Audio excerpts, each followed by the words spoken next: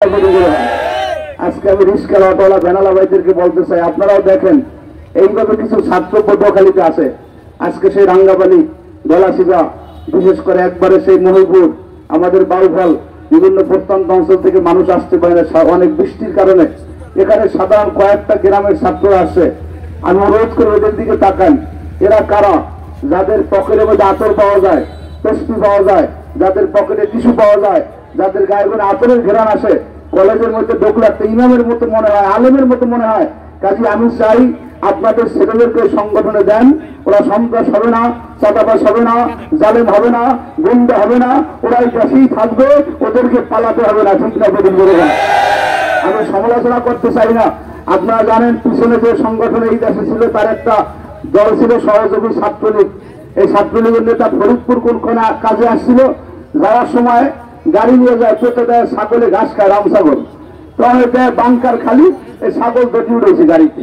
এটা একটা ছাত্রলীগের নেতা। কথাটা ঠিক হয়ে আমাদের ছাত্রের সামনে আল্লাহর রহমতে কোনো লোভ নাই। এরা ছাগল তো বলে, মানুষের অর্থ পাচার করে না, কোনো খারাপিয়াদের কাছে না। এরা মসজিদের ইমাম, মাদ্রাসার শিক্ষক, মাদ্রাসায় কাজ দায়িত্ব পালন করে। বিশ্বের চরমনের নেতৃত্বে ছাত্রদের মাধ্যমে এই সমাজ হবে ইসলামী সমাজ, ওদের মাধ্যমে এই সমাজে দিন কায়েম হবে। ঠিক না? আমি আজকে এখান থেকে আমার প্রত্যেকটা ছাত্র ভাইকে দাওয়াত দিতেছি, আপনারা মাদ্রাসা, মসজিদে, বক্তব্য, স্কুলে, কলেজে, প্রাইমারিতে প্রত্যেকটা জায়গায় ছাত্র আন্দোলন কমিটি করবেন। সামনে আপনাদের বড় কাজ, আপনাদের মাধ্যমে এই দেশ উদ্বোধন হবে, আপনাদের মাধ্যমে সমাজের অন্যায় দূরীভূত হবে। আল্লাহ পাকের সমাজকে ছাত্রদের মাধ্যমে যেভাবে বৈষম্য বিরোধী আন্দোলনে জালেম হটাইছে, সামনে ওদের মাধ্যমে আল্লাহ পাকের জমিনে কোরআনের দিন কায়েম করুন। আমরা সবাই সবার জন্য দোয়া করি। আজকের আয়োজকদেরকে ধন্যবাদ জানাই, বিশেষ করে কেন্দ্রীয় ছাত্র সভাপতি।